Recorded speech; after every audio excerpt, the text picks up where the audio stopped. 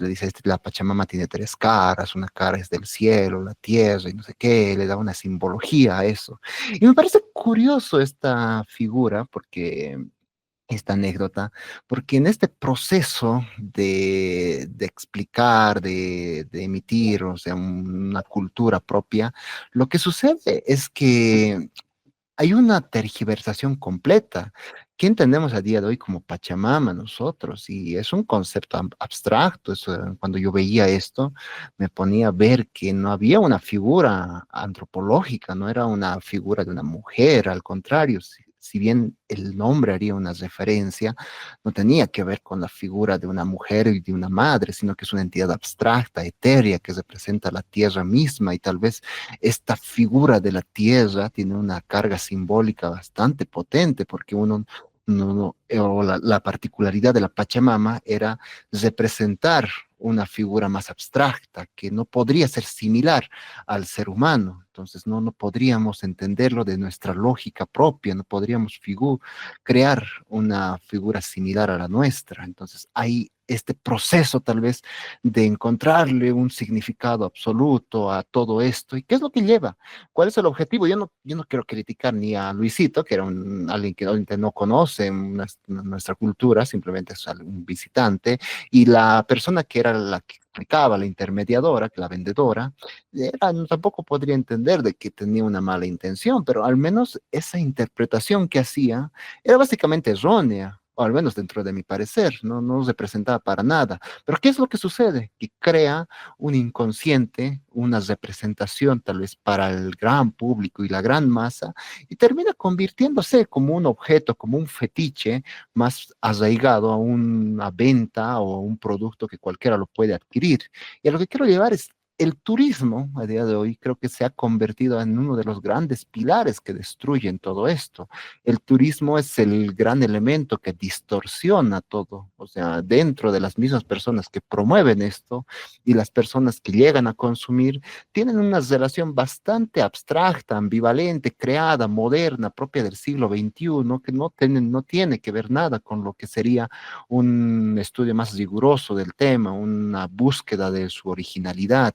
Y entonces, ¿qué pasa? Es que creo que muchos de nosotros terminan teniendo este tipo de cultura que tal vez es promovida por estos grandes canales que influencian el turismo. Entonces, a lo que quiero llegar es que también hay una malinterpretación constante y todo esto tal vez tiene el origen, ¿no? De esto de la figura del turismo. No es tal vez casual que en las épocas de peleas, de conflicto que ha tenido el Perú el año pasado, las regiones cusqueñas, por ejemplo, son las que han rechazado el turismo de manera interesante, pero el debate se centraba en cómo esto afectaba un poco al erario nacional, cómo esto involucraba la pérdida de grandes ganancias, destrucciones tal vez de trenes que llevaban a los monumentos, al Machu Picchu y todo eso, y obviamente cómo esto implicaba un demérito para el mismo Estado, pero al mismo tiempo ellos son los habitantes de ahí, obviamente exigían cierta, ¿no? Bueno, cierta representatividad en su lucha. Es un tema bastante polémico, ¿no? O sea, un tema que uno puede discutir, estar a favor o no, pero la síntesis es que para mí el turismo también se convierte en un brazo que tiene esta ambivalencia, en cierta parte te ayuda tal vez a generar una cultura propia al mismo habitante, porque al fin y al cabo uno se siente tal vez más agradecido con ser reconocido con el de afuera, y al mismo tiempo tiene esta forma de distorsión, es una relación bastante ambivalente, y ahí cuando yo a Haynes escucho y digo, ¿cómo podemos tal vez tratar de replantear estos temas, indagar en nuevos horizontes? Bueno, yo diría, podemos mínimamente empezar a cuestionar estas figuras de las que a día de hoy están tan comunes, que es la figura del turismo, que obviamente es un tema bastante polémico, porque creo que a día de hoy nadie se atrevería a cuestionar una actividad que rinde muchos frutos económicos a cualquier país. Gracias. Sí, a ver, complementar, ¿no? La etimología del mismo turismo de tour en francés, pero incluso tiene, dice ya sus antecedentes. Esto se sabe de la boca de los propios.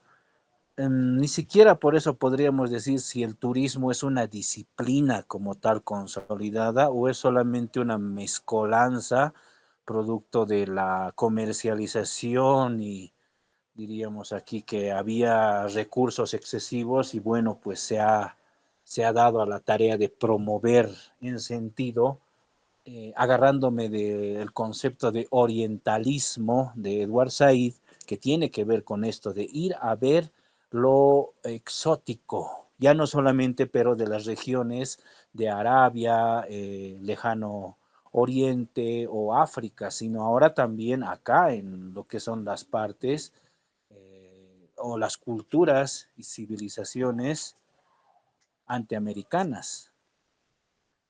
Si lo vemos desde esa vista, esta es la pauta.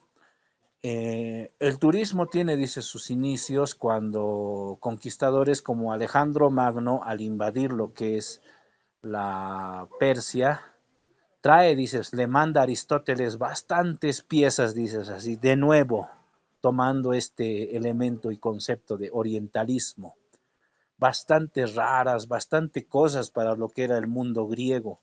Y entonces comienzan a llenar, dice, pues, un museo a partir de este tipo de cosas así, y tienen que estudiarse, dice, pero tienen que estudiarse en sentido de que, pues, a ver, ¿cómo catalogarlas? Pero sabemos que, no, que siempre parten del criterio de que siempre son inferiores a la propia cultura helénica. ¿Por qué? Han sido desarrollados por pueblos bárbaros. Así que por constitución son y tienen que ser siempre inferiores. Cuando vienen entonces a mirar o a desarrollar este tipo de tesis acerca del turismo, como mirar lo exótico, lo solamente, vamos a llamar, estético, técnico, aparente, y dejan de lado aquellas cosas profundas como tal, incluso, como ya se dijo, algunas de las ceremonias, esto ya en cualquier tradición que se diga y se mantenga como una cultura verdadera, es difícil, dices, que te dejen entrar a esos espacios sagrados. Peor que les estén sacando fotos, que te saques selfies y luego las subas a las redes. Eso ya se ha tergiversado totalmente, pero es hacia lo que apunta este mundo del turismo. Por algo se dice que es la industria sin chimenea, pero eso no le quita que todavía siga siendo una industria proclive a generar ganancias y beneficios económicos. Quizás se trate entonces de ir a contrapunto de si uno quiere desarrollar una propia, vamos a llamarla disciplina que estudie este tipo de cosas, tiene que surgir de acá. No puede conformarse con las tesis que nos han imbuido, como dice que eso es el turismo y la vía para salvar a todos. Vaya a saber en qué sentido, por un lado. Y esto también va a contracorriente de incluso algunas apuestas y propuestas que han hecho los candidatos en esta última elección. Hablo de, sobre todo, el caso de Doria Medina con el emprendedurismo, que también tiene que ver con iniciativas acerca del turismo.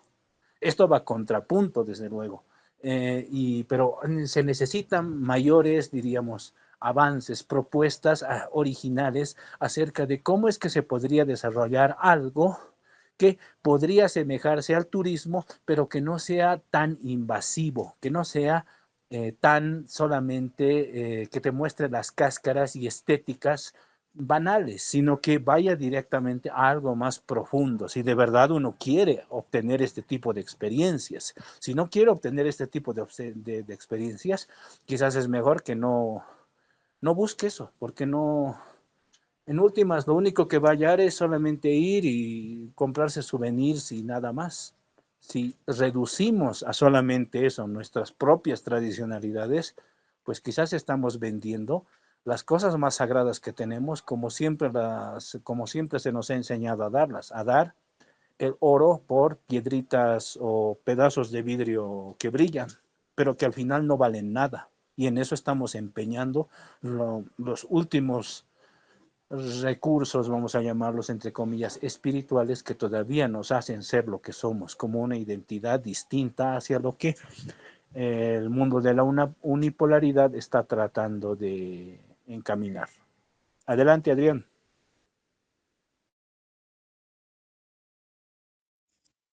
Sí, pues aquí tomando, uniendo hilos, este, podría yo, me surge la idea de que este tema de las tradiciones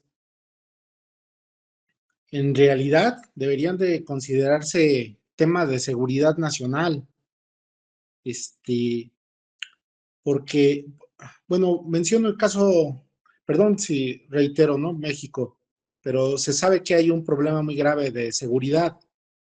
Entonces, este gobierno de izquierda atacó el sexenio pasado este tema atendiendo las causas, y una de esas causas era precisamente la educación, o sea, más bien la falta de educación.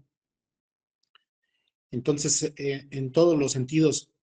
Entonces, por eso considero que sí, estas tradiciones sí son tema de seguridad nacional, y arrojo nada más, eh, pues, dos datos que, bueno, no quiero convencer a nadie, pero ahí están, son datos duros.